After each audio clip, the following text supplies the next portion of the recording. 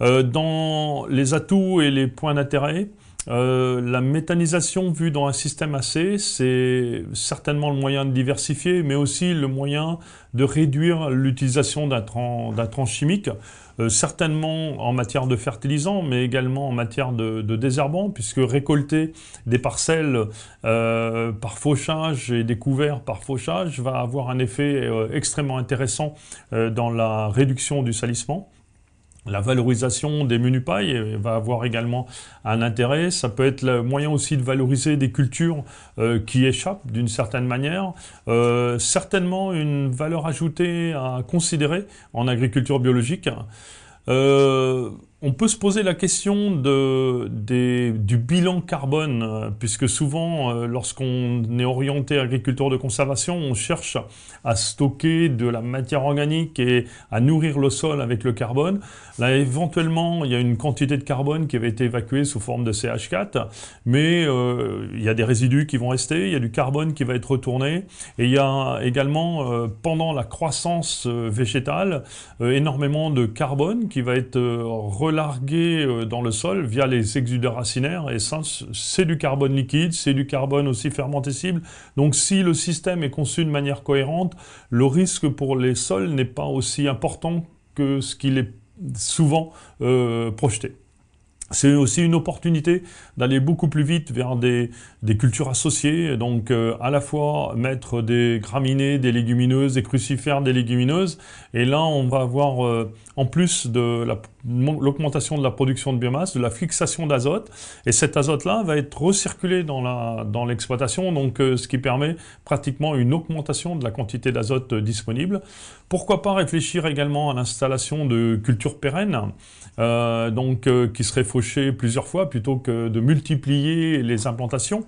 Il y a bien entendu des luzernes ou des trèfles qui peuvent être des cultures semi-pérennes, utilisables en méthanisation, mais pourquoi pas également des graminées, disons, estivales, comme du switchgrass, qui pourraient également être des moyens d'alimenter les méthaniseurs. Et là, la méthanisation est certainement le moyen, notamment à travers les légumineuses, comme je l'évoquais tout à l'heure, à la fois d'aller chercher de l'énergie, mais d'arriver à produire de l'azote qui va être recyclé grâce au digestat sur l'ensemble de l'exploitation.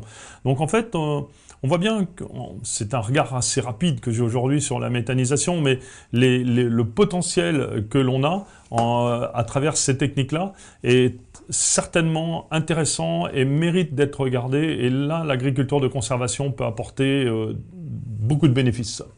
Autre question, point de vue général sur la méthanisation, on parle de séquestrer du carbone, et puis en fait là, on va en beaucoup évacuer. Donc est-ce qu'il n'y a pas une contradiction là? Il y a un petit peu une contradiction. Alors c'est assez compliqué à expliquer.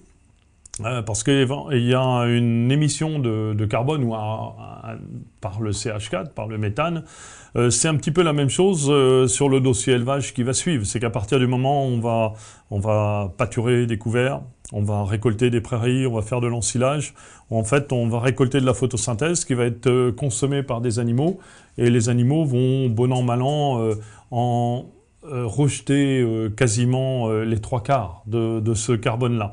Mais c'est plus l'acte de production et la présence de plantes et les exudats racinaires et les racines qui enrichissent le sol en matière organique et non les résidus à la surface. Là, on a un petit peu je dirais une méconnaissance ou un leurre dans l'appréciation. La majorité de la matière organique que l'on laisse à la surface du sol est souvent consommée par l'activité biologique de surface, et très peu de ce carbone-là va réellement être investi et servir à l'augmentation de la matière organique. C'est plus l'acte de croissance des végétaux et la répétition de ces actes de croissance qui va augmenter la capacité d'augmenter le carbone dans le sol. Et on le voit très bien dans les systèmes d'élevage, c'est à partir du moment où on fait du pâturage intensif, mais dynamique, c'est-à-dire que l'on écarte les pâturages, mais qu'on fait tourner les animaux de manière intensive, que l'on augmente la production globale sur la parcelle, que les taux de matière organique augmentent. Ce n'est pas simplement parce qu'on a une prairie et un animal qu'on augmente les taux de matière organique. On peut même, dans le cadre de surpâturage, les diminuer. Donc c'est plus la gestion qu'on en fait, et c'est la même chose pour la méthanisation. Et peut-être pour rebondir, là on parle de carbone, quand on parle là ici de transfert, est-ce qu'il peut y avoir un impact de la méthanisation sur la fertilité minérale à terme? Oui, alors on reviendra sur ce sujet-là lorsqu'on évoquera la gestion des effluents en élevage. Rêver d'être dans un système autonome, c'est rêver. On pourrait se dire, on fait tourner les plantes, on recycle les éléments, puisqu'il n'y a aucune volatilisation, aucune perte lors de la méthanisation.